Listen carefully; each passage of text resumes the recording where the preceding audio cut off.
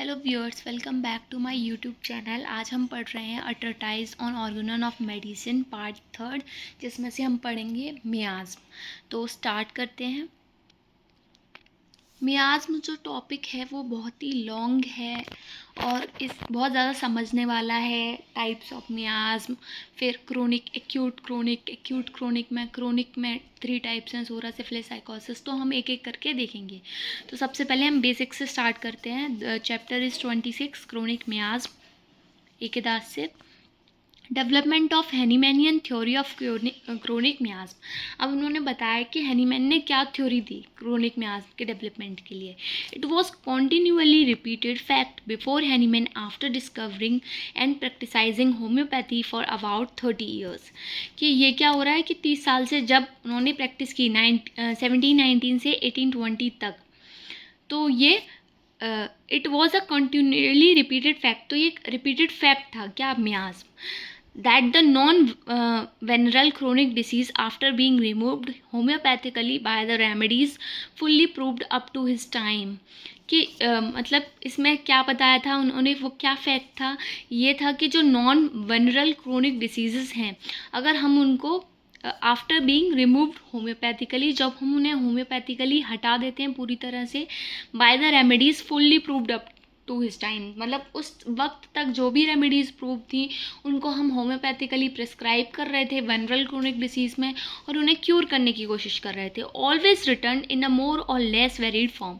पर होता क्या था, वो क्योर नहीं होती थी, वो हमेशा थोड़ा अंतर से या फिर कम अंतर से, मतलब थोड़े से अंतर से या फिर ज़्यादा अंतर से, फिर वही डिसीज़ मतलब अपने अंदर थोड़ा सा बदलाव लेकर वेरिड फॉर्म में नए नए सिम्टम्स के साथ रीअपियर होती थी। और reappear annually with an increase of complaints, और एनुअली आती थी कंप्लेंट्स उसकी। पहले अगर 4 कंप्लेंट्स लेकर आई है तो बाद में 8 कंप्लेंट्स होती थी। But the acute diseases were cured speedily and completely bye means of a correct application of the homeopathic remedies. लेकिन जो एक्यूट डिसीजेज थी उनमें क्या होता था, जब हम होम्योपैथिक मेडिसिन देते थे तो वो स्पीडीली बहुत जल्दी से ठीक हो जाती थी, और एक बार में अगर करेक्ट एप्लीकेशन हो गया होम्योपैथिक रेमेडी का, अगर सिमिलमम हमने दे दी, तो वो पूरी तरह से और स्पीडीली एंड कम्प्लीटली क्योर हो जाती थी। Regarding the treatment of chronic disease, Hahnemann stated that their beginning was promising, the continuation less favourable and outcomes hopeless. तो इससे क्या हुआ, इससे ये फैक्ट निकल कर आया कि हैनीमैन सर ने कहा कि जो क्रोनिक डिसीज़ का अगर हम ट्रीटमेंट करते हैं तो उसकी बिगनिंग तो बहुत प्रॉमिसिंग होती है, बहुत इफेक्ट शो होता है, बहुत आराम मिलता है पेशेंट को। द कंटिन्यूएशन लेस फेवरेबल, लेकिन लगातार हम उसे मेडिसिन देते हैं, वो केस ऑब्जर्व करते हैं, तो वो लेस फेवरेबल होता जाता है, फिर फर्दर आराम क्यों नहीं लगता। एंड द आउटकम होपलेस, और जो आउटकम, जो परिणाम है वो एकदम होपलेस है, उससे कोई भी आशा नहीं रखी जा सकती, क्योंकि वो फिर से वापस आ जाएगी कम से चेंजेस लाके, ज़्यादा चेंजेस लाके। मतलब ओवरऑल ये बताया कि जो कंप्लीट क्योर था उसका फेलियर हो गया, क्रोनिक डिसीज में कंप्लीट क्योर नहीं देखने को मिल रहा था हमें। Now the question arises, why the vital force can't produce any true and lasting recovery in these chronic maladies even with the aid of homoeopathic medicine which best cover their present symptoms. अब ये सवाल उठता है कि जो vital force है वो क्यों नहीं कर पा रहा है रिकवरी, ये जो क्रोनिक बीमारियां हैं उनकी रिकवरी क्यों नहीं हो पा रही है, जबकि हम बेस्ट जो भी प्रेजेंट सिम्टम्स के अकॉर्डिंग जो बेस्ट सिमिलमम हो सकती है, बेस्ट कवर्ड होम्योपैथिक मेडिसिन हो सकती है, वो प्रिस्क्राइब कर रहे हैं। तो क्यों नहीं हो रहा है। The answer to this question, इस क्वेश्चन का आंसर क्या है, विच इज़ सो नेचुरली, बहुत ही नेचुरल है, इनएविटेबल है, led him to the discovery of the nature of 3 chronic diseases. तो उन ऑफ दीज क्रोनिक डिसीजेज, मतलब ये कोई सवाल उठा तो उसके जवाब में क्या करा गया कि हमें डिस्कवरी करनी पड़ी किसकी, क्रोनिक डिसीज़ का नेचर क्या है, क्या स्वभाव है, कैसे वो काम, कैसे वो आती है, कैसे वो ग्रो करती है और क्यों वो ख़त्म नहीं हो रही, इस पर स्टडी की गई। Regions behind the recurrence of chronic disease. अब क्रोनिक डिसीज़ बार बार क्यों हो रही थी, उसके क्या कारण थे, वो दिए गए हैं। This apparent failure of radically curing chronic disease में be due to one or more of the following reasons. कुछ कारण हो सकते हैं, क्या कारण हो सकते हैं। The law of similars might not be the law of universal application. ऐसा हो सकता है कि लॉ ऑफ सिमिलर्स जो हम फॉलो करते हैं एक्यूट केसेस में काम करता है, क्या पता वो यूनिवर्सल ना हो, The number of medicines discovered so far for use as homeopathic remedies were too few to cover all type of diseases that afflict human being. हो सकता है जितनी नंबर ऑफ मेडिसिन डिस्कवर हुई थी उनके टाइम तक और उनके जो यूजेस थे होम्योपैथिक रेमेडीज़ के फॉर्म में, हो सकता है वो सारी बीमारियां कवर ना कर रहे हों और क्रोनिक बीमारी ऐसी हों जिनकी मेडिसिन ही डिस्कवर ना हुई हो, तो ये भी हो सकता था. There might be some defect in the application of law of similar, या फिर हम लॉ ऑफ सिमिलर को अच्छे से अप्लाई नहीं कर पा रहे हैं, उसमें कुछ गड़बड़ है. There might be some defect in ascertaining the totality of symptoms on which the homeopathic treatment is based. और हो सकता है कि कुछ ऐसे डिफेक्ट्स आएँ कि इसमें टोटलिटी ऑफ सिम्टम्स को एसर्टेन करने में, मतलब होम्योपैथिक ट्रीटमेंट किस पे बेस्ड है, टोटलिटी ऑफ सिम्टम्स पे, और हम टोटलिटी अच्छे से नहीं निकाल पा रहे हैं, तो हो सकता है ये चीज़ गड़बड़ हो क्रोनिक डिसीजेज में. तो हमने पॉसिबल रीजंस देखे कुछ. There might be some obstacles overlook the presence of which prevented radical cure. हो सकता है कोई ऑब्स्टेकल हो जिसे हम देख नहीं पा रहे हैं और उसकी प्रेजेंस की वजह से जो क्योर है, रेडिकल क्योर है, कंप्लीट क्योर है, उसका फेलियर हो रहा है. तो हमने 5 कारण देख लिए कि लॉ ऑफ सिमिलिया अच्छे से एप्लीकेबल नहीं हो रहा है. पहला कारण ये था. दूसरा कि जो नंबर ऑफ होम्योपैथिक मेडिसिन जो प्रूव हुई हैं, जो अलग अलग बीमारियों को कवर करती हैं, उनका नंबर इनएडिक्वेट है, मतलब सीमित है और वो नहीं है, मतलब जितनी ज़रूरी हो सकता है उतना ना हो.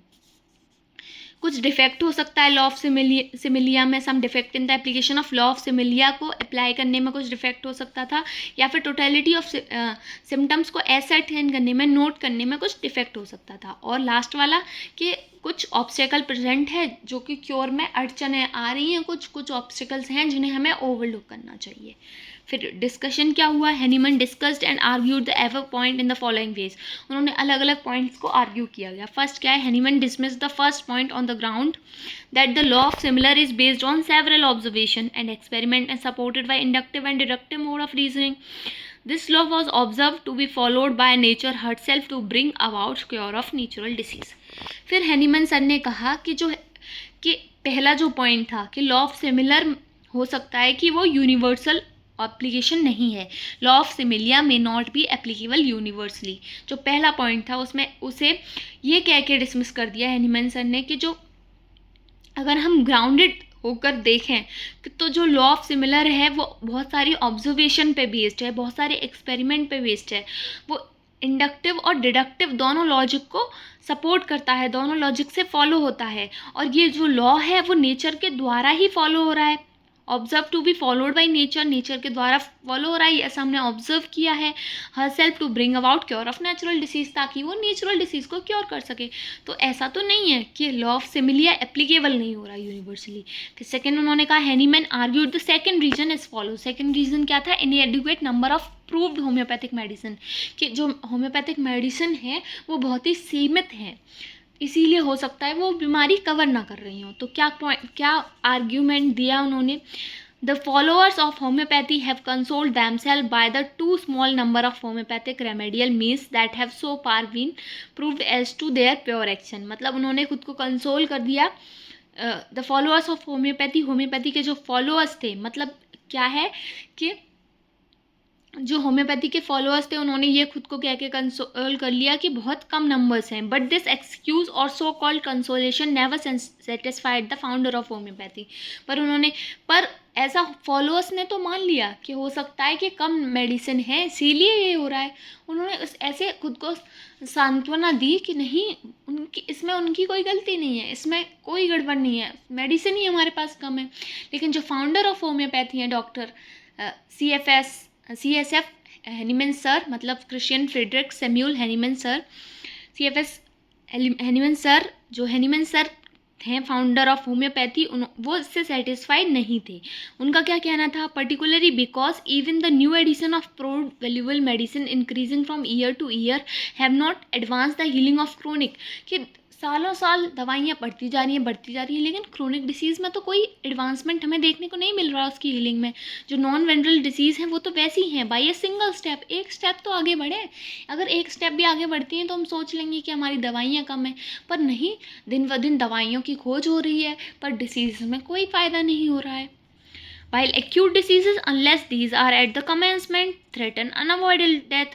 लेकिन जो acute diseases हैं are not only passively removed by means of correct application of homeopathic remedies, but with the assistance of never resisting presenting vital force in our organism find a speedy and complete cure. और अगर ऐसा होता कि हमारे पास दवाइयाँ कम हैं तो कहीं तो acute diseases में जाके हम अटकते, पर ऐसा तो नहीं हो रहा है कि जब तक वो एक्यूट डिसीज़ इतनी सीवियर नहीं हो गई कि डेथ तक ना पहुंच जाए, तब तक हम उसमें अगर दवाई देते हैं तो वो काम ही करती है, वाइटल फोर्स में भी कोई अड़चन नहीं आ रही। तो उन्होंने ये क्या किया, सेकंड पॉइंट भी टाल दिया। फिर आगे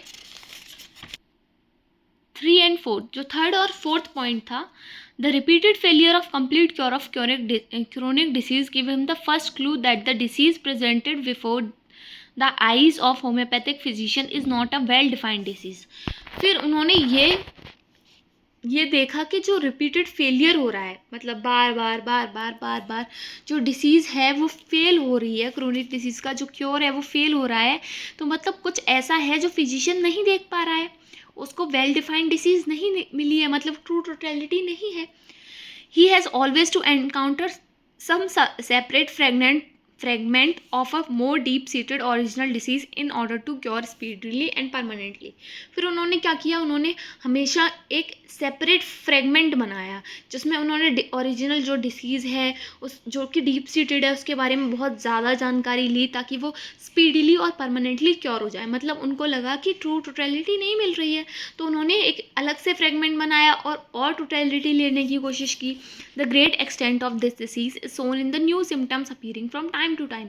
फिर उन्होंने देखा कि जो बीमारी है वो वक्त के साथ साथ नए नए सिम्टम्स शो कर रही है। So the homeopathic physician must not hope to permanently heal the separate manifestation of this kind. तो अब होम्योपैथिक फिजिशियन अलग अलग मैनिफेस्टेशन को अलग अलग टाइम पे ऐसे तो क्योर नहीं कर सकता, in the presumption that they are well defined separately existing disease. ये प्रिज्यूम करके कि वो well defined separately existing disease हैं। He therefore must first find out as far as possible the whole extent of the accident and the symptoms belonging to the unknown primitive malady before he can hope to discover one or more medicine which may homeopathically cover the whole of original disease by means of its peculiar symptoms। अब उन्होंने ये कह दिया कि हमें क्या करना है, पहले जो होल एक्सटेंट है, जो भी एक्सीडेंट्स हो रहे हैं, जो भी सिम्टम्स हो रहे हैं, जो भी अननोन प्रिमिटिव मेलेडी है, पुरानी मेलेडी है, उसमें जो भी हो सकता है, जो आगे जाके वक्त होता है, हमें वो सब डिस्कवर करना है इससे पहले he can hope to discover. और वो बिफोर ही कैन होप, उससे पहले ये आशा रखें वो कि उन्हें एक नई दवाई डिस्कवर करनी है, उसे उन्हें मेडिसिन भी तो जाननी है, उससे पहले उसकी पिक्यूलरिटी तो जाननी है। By this method he may then be able to victoriously to heal and wipe out the malady in its whole extent. और इसी तरीके से वो क्या कर सकते हैं, वो कर सकते हैं एकदम विजय प्राप्त कर सकते हैं, मतलब क्योर कर सकते हैं, मेलेडी को पूरी तरह से हटा सकते हैं अगर उन्हें सारे सिम्टम्स मिल जाएं तो।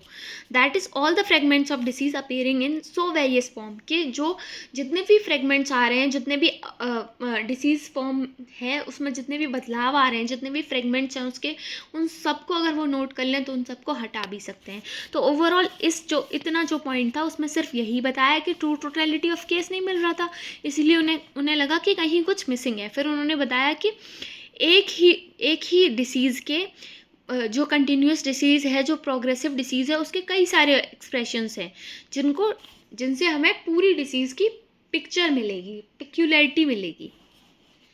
अगर फिर आगे शॉर्ट में दिया देख लेते हैं। In short this return of symptoms would not be considered as a separate disease, कि उन्होंने ये मान लिया कि जो रिटर्न्स आ रहे हैं, जो सिम्टम्स नए सिम्टम्स आ रहे हैं टाइम टू टाइम, वो एक अलग बीमारी नहीं है, वो इसी बीमारी का पार्ट है, तो हमें वो भी नोट करना है। All the fragments of the disease appearing in so many various forms are the valid expression of one continuous progressive disease process which constitute the disease per se।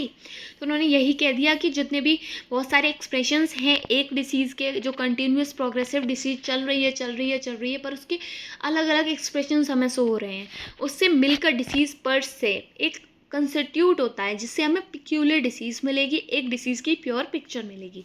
So the law of cure was not at our fault, but the defect was in ascertaining the totality of symptoms on a broader basis consisting not only the present symptoms but of the past symptoms as well. तो उन्होंने ये मान लिया कि जो law of cure है उसमें defect नहीं है. गलती कहाँ आ रही है हमसे कि जो टोटलिटी ऑफ केस है वो हम नहीं देख पा रहे हैं. हम प्रेजेंट सिम्टम्स के साथ साथ हमें पास्ट सिम्टम्स पे भी ध्यान देना पड़ेगा. थर्ड फोर्थ क्लियर हो गया. अब फिफ्थ पॉइंट था, thus the Hahnemann was led to think of the existence of some obstacle. हमने देखा था कि हो सकता है कोई ऑब्स्टेकल हो. तो अब हैनीमैन सर किसके बारे में सोच रहे हैं? अब उस ऑब्स्टेकल के बारे में सोच रहे हैं, उसके एग्जिस्टेंस के बारे में जानना चाहते हैं. मियाज़मेटिक क्रोनिक नेचर, वो ऑब्स्टेकल क्या है कि जो क्रोनिक डिसीज़ है उसका एक मियाज़मेटिक नेचर है, which after it has once advanced and developed to certain degree. जो कि क्या होता है, which after it has once advanced and developed, जब वो सो होगा कब, जब वो एक सर्टेन डिग्री पर एडवांस हो जाएगी. Can never be remove by the strength of an robust constitution और can never be overcome by the most wholesome diet और ऑर्डर ऑफ लाइफ. जो कि एक हेल्दी लाइफस्टाइल से, एक रोबस्ट कॉन्स्टिट्यूशन की जो स्ट्रेंथ है, जो हेल्दी लाइफ फूड ले रहे हैं, हेल्दी हैं, एकदम जिनके अंदर किसी चीज़ की डेफिशिएंसी नहीं है, ऐसे पेशेंट्स, मतलब बीमारी के अलावा वो हेल्दी लाइफस्टाइल ले रहे हैं, प्रॉपर डाइट ले रहे हैं, तो वो भी उसको हटा नहीं सकते हैं, ये बताया है. आफ्टर प्रोलॉन्ग इन्वेस्टिगेशन, बहुत इन्वेस्टिगेशन के बाद, एंड द ऑब्जर्वेशंस, बहुत ऑब्जर्वेशंस करने के बाद, Hahnemann discovered that this obstacle to the cure of many cases, कि जो ऑब्स्टेकल आ रहा है बहुत सारे केसेस के क्योर में, was related to a former eruption of itch. वो जो फॉर्मर इरप्शन ऑफ इच, जो सबसे पहले एक इच आया था, जो एक इरप्शन आया था, उसी से रिलेटेड है. Which was not infrequently confessed, जो कि जिसे इनफ्रीक्वेंटली कन्फेस नहीं किया जा सकता, किया नहीं गया.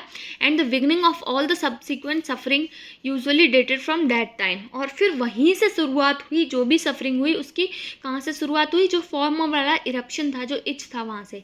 It was also true in those chronic patient, और ये उन सभी क्रोनिक पेशेंट में ठीक सही सत्य साबित होता है कि इनमें which did not confess such as infection or probably more frequently, जो कि कन्फेस नहीं करते. क्या नहीं कन्फेस करते? जैसे कोई उन्हें इन्फेक्शन हुआ है, या फिर कोई frequently who had not perceived it due to inattention और at least could not remember it. मतलब जिन्हें कोई इन्फेक्शन हुआ, कोई सिम्टम हुआ और उन्हें नहीं याद है, उन्होंने उस पर इतना ध्यान नहीं दिया है, तो इस वजह से ऐसा हो रहा है. मतलब उन्होंने इतना बताया कि जो भी ऑब्स्टेकल आ रहा है, जो भी ऑब्स्टेकल है, वही क्या कर रहा है, क्योर में, कंप्लीट क्योर में, क्रोनिक डिसीज़ के कंप्लीट क्योर में अड़चन बन रहा है. वही ऑब्स्टेकल, मियाज़मेटिक क्रोनिक नेचर, वो ऑब्स्टेकल है. फिर उन्होंने बताया कि जो ऑब्स्टेकल है वो रिलेटेड किसके है, फॉर्मर इच के, फॉर्मर इरप्शन की. मतलब जो पहले इरप्शन आया था, बाद में जाके वही दिक्कत कर रहा है. बहुत पहले कुछ ऐसा इन्फेक्शन हुआ, ऐसा कुछ भी हुआ जिस पे पेशेंट ने ध्यान नहीं दिया या उसे याद नहीं रहा. आफ्टर ए केयरफुल इंक्वायरी, एक सावधानी भरी इंक्वायरी के बाद, it usually return out the little traces of it. उसके छोटे छोटे ट्रेसेस हमें देखने को मिलते हैं. स्मॉल पस्ट्यूल्स ऑफ इच, जिन्हें हमने स्मॉल पस्ट्यूल ऑफ इच कहा है, हर्पीस कहा है, etcetera, had shown themselves with them from time to time, जो कि टाइम टू टाइम अपने आप को दर्शाते हैं, even if but rarely, as an indubitable sign of a former infection of this kind. ये रेयरली होता है, लेकिन है क्या, ये एक फॉर्मर इन्फेक्शन है, उसका इंड्यूबिटेबल साइन है. मतलब ओवरऑल क्या है, कंक्लूजन क्या निकला इससे, कि यही कि जो पहली बात तो ऑब्स्टेकल है. ऑब्स्टेकल क्या है, वो फॉर्मर जो इच है वो ऑब्स्टेकल है, और उस पर ध्यान नहीं दिया गया, इसीलिए वो अब दिक्कतें कॉज कर रहा है टाइम टू टाइम. कंक्लूजन देखते हैं. These circumstances in connection with the fact that the innumerable observation of Hahnemann and other physician had shown that an eruption of is suppressed by faulty practice or one which had disappeared from the skin through other means was evidently followed in person otherwise. ठीक है, उन्होंने बताया कि ऐसे circumstances को connect किया उन्होंने, कि बहुत सारे ऑब्जर्वेशंस किए उनने, हैनीमैन सर ने और उनके फिजिशियन, उन्होंने देखा कि कोई भी इरप्शन हुआ इच का, उसे फॉल्टी प्रैक्टिस के द्वारा गलत दवाई दे दी या फिर सिमिलिमम नहीं दी, ऐसे करके उसे सप्रेस कर दिया गया. सप्रेस हो गया वो फॉल्टी प्रैक्टिस के द्वारा, या फिर वो किसी अदर मीन से, किसी और कारण से वो डिसअपियर हो गया, जो कि एविडेंटली था, किसमें, पर्सन में एविडेंटली फॉलो हुआ था, लेकिन अब क्या है वो दिखाई नहीं दे रहा। बाय द सेम और similar was evidently followed in person otherwise healthy by the same or similar symptoms। मतलब अगर हम उसको अलावा देखें तो पर्सन हेल्दी है, लेकिन वो एक इरप्शन तो हुआ था। रिगार्डिंग दिस हैनीमैन स्टेटेड, उसके बारे में कहते हैं, these circumstances could leave no doubt in my mind as to the internal foe which I had to combat in my medical treatment of such cases. मतलब इसमें क्या कह रहे हैं एनिमल सर, ओवरऑल वो ये कह रहे हैं कि सप्रेशन हो गया किसी भी इरप्शन का, किसी भी इरप्शन ऑफ इच का, या फिर उसका डिसअपियरेंस हो जाना स्किन से किसी भी मीन से, किसी भी तरीके से उसका डिसअपियरेंस हो जाना ही क्या है, जो ट्रेन ऑफ सिम्टम्स लगी है कि नई बीमारी, मतलब बीमारी ठीक नहीं हो रही, कुछ नए सिम्टम्स लेकर आ रही है, कुछ नए सिम्टम्स, एक उसने अपनी एक रेल बना रखी है सिम्टम्स की, ख़त्म ही नहीं हो रही। तो वो क्या है, वो किसकी वजह से, वो उसी की वजह से, वो जो जिस पे हमने ध्यान नहीं दिया। फिर आगे, thus the symptoms during the skin eruption and the symptoms arising out after the suppression by the local application are grouped into a general name psora. अब वो सिम्टम्स जो स्किन इरप्शंस के हैं, या फिर जिनको सप्रेस हो गया, जो लोकल एप्लीकेशन से सप्रेस कर दिए गए, उनको, उन सिम्टम्स को सोरा नाम दिया गया, जो इंटरनल इच डिसीज़। सोरा का क्या मतलब है, इंटरनल इच डिसीज़, जो कि अंदरूनी इच की बीमारी है, जिसे सप्रेस कर दिया, जो अंदर चली गई, विद और without attendance eruption of the skin. उसे अटेंड किया गया या नहीं किया गया, उसके बिना भी वो है। In this way, the theory of chronic miasm has developed, which opens a new era in the field of treatment of chronic disease and its complete cure। और यहाँ से क्या हुआ, थ्योरी ऑफ मियाज चालू हुई और कंप्लीट क्योर की तरफ हम बढ़े। तो ओवरऑल इसमें क्या बताया कि जो भी हमने किया, जब हमने टोटलिटी ऑफ सिम्टम्स किया, तो हमने उस पर क्या देखा, हमने उसमें स्किन इरप्शंस पे भी ध्यान दिया, और वो सिम्टम्स जो कि सप्रेशन के बाद डेवलप्ड हुए, उनको हमने क्या दिया, develop after the suppression grouped into general name Zorah.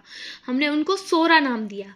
The psora act as the obstacle in the way of complete cure. और सोरा ही वो था जिस पे हम ध्यान नहीं दे रहे थे, और जो अड़चन बन रहा था किसमें, कंप्लीट क्योर में। तो दो चीज़ें हो गई, एक तो प्रॉपर केस टेकिंग नहीं की, दूसरा किस पे ध्यान नहीं दिया, जो ऑब्स्टेकल था। तो हमने 5 पॉइंट देखे थे, जिसमें से 2 पॉइंट तो हैनीमैन सर ने खारिज कर दिए कि लॉ ऑफ सिमिलिया तो ठीक है, फिर दवाइयाँ भी काफ़ी हैं हमारे पास, और लॉ ऑफ सिमिलिया का जो एप्लीकेशन है वो भी ठीक से कर रहे हैं हम। तो ये 3 सिम्टम्स खारिज हो गए। फिर 2 सिम्टम्स बचे कि टोटलिटी ऑफ सिम्टम्स नहीं देख पा रहे हैं हम पूरी तरह से, कि क्या सप्रेस हुआ था, क्या कुछ अप्लाई किया था, लोकल एप्लीकेशन सप्रेस तो नहीं हो गया, कुछ भूल तो नहीं रहे ये। और दूसरा जो सोरा है उस पर तो हमारा ध्यान ही नहीं गया।